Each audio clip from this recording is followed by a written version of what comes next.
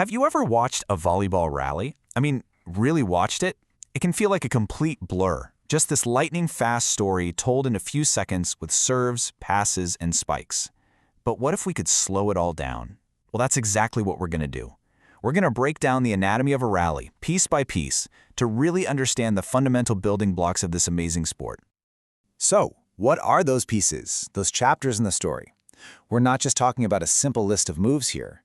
We're talking about a narrative, a strategic conversation that unfolds every single time that ball crosses the net. And you know what? Understanding this sequence is the key to unlocking the whole game. Okay, let's dive right in. Every story has to have a beginning, right? And in volleyball, that beginning is always the serve. It is the one skill that kicks off every single point.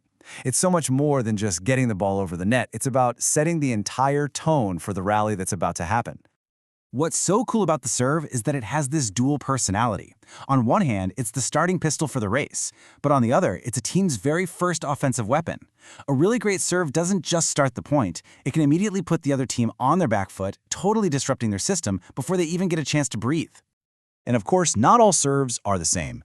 There are two main strategies when you're on the attack. First up, you've got the float serve. The whole goal here is to have absolutely zero spin. This makes the ball dance and float and knuckle through the air, making it a nightmare for a passer to judge.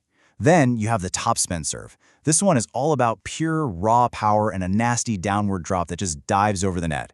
This one challenges the receiver with just incredible speed. So you see, two different serves, two totally different headaches for the defense. All right, so you've just had an aggressive serve fired at you. How does the team respond? Well, the story continues with the opponent's reaction. Once that ball comes screaming over the net, the first job is to pass. And really, passing is all about bringing control to the chaos that the server just unleashed. And let's be clear, passing isn't just about defensively keeping the ball from hitting the floor. No way. It's the absolutely critical first step in turning their attack into your offense. A perfect pass doesn't just keep you in the point, it gives your center all the options in the world. But a bad pass? That limits everything and keeps your team scrambling just to survive. So how's it done? Well, it's this really precise sequence of movements. First, you've got to anticipate. You're reading the server's body, trying to get a jump on where the ball is going. Next, you move your feet. You have to get your body into position. Step 3 is creating that nice solid platform with your forearms. And finally, the most important part, you angle that platform to guide the ball exactly where you want it to go, right to your setter.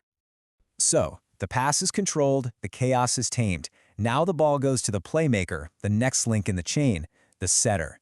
You can think of this player as the strategic mind of the team, the one who's orchestrating the whole attack.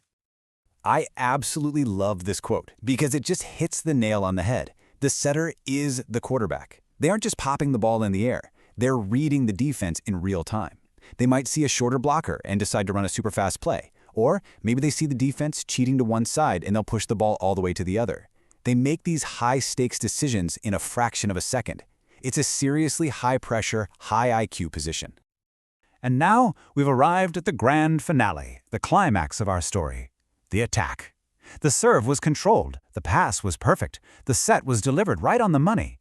This is the moment a team goes for the kill, to end the rally and score that point. So, have you ever wondered why the attack is almost always the third touch? It all comes down to a basic rule of the game. You only get a maximum of 3 hits to get that ball back over. And that's not by accident. The rule is specifically designed to encourage this beautiful, strategic sequence of pass, set, attack. It forces teamwork instead of just randomly bumping the ball back and forth. But attacking isn't just about hitting the ball as hard as you possibly can. A smart attacker has a whole arsenal of shots. They're constantly reading the defense. They might go for a massive power spike to just blast through the block, or they could see an open spot on the court and use a soft tip to drop it right in. A roll shot can arc gently over the blockers, and a cut shot can slice away from where defenders expect it. It's about being strategic and deceptive, not just strong. Okay, so the attack is coming at you full speed. How in the world do you stop it? The story isn't over yet. The defending team has 2 main answers. They can defend up high, at the net, or they can defend down low, on the court. Let's break this down. Your first line of defense is the block. This is the wall. It's your attempt to intercept the ball right as it's hit, to literally put up a wall in front of the attacker. But if the ball gets past that wall, your second line of defense takes over, the dig. This is the floor. It's that scrappy, athletic, reactive play to keep the ball from landing and keep the rally alive. The wall and the floor. Two totally different but equally vital parts of a great defense. So, let's put all these pieces of the puzzle together now. We've seen how each skill flows right into the next, creating those complex, exciting, and sometimes chaotic rallies that we love to watch. These really are the true building blocks of the game. And here it is, the whole story in 6 essential chapters. The serve kicks things off. The pass controls it. The set orchestrates the counterattack. The attack is the attempt to score the point. And then the block and the dig are the defensive answers that try to keep the story from ending. Each one is a link in a chain, and a team is truly only as strong as its weakest link. And that leaves us with one final thought. We all know that powerful spikes and tricky serves score the points you see on the scoreboard, but it's that relentless defense, the kind that just refuses to let the ball drop, that keeps a team in the game long enough to win. So, next time you're watching a match, ask yourself, which of these building blocks is the real foundation of a championship team? It's a debate that gets right to the very heart of volleyball strategy.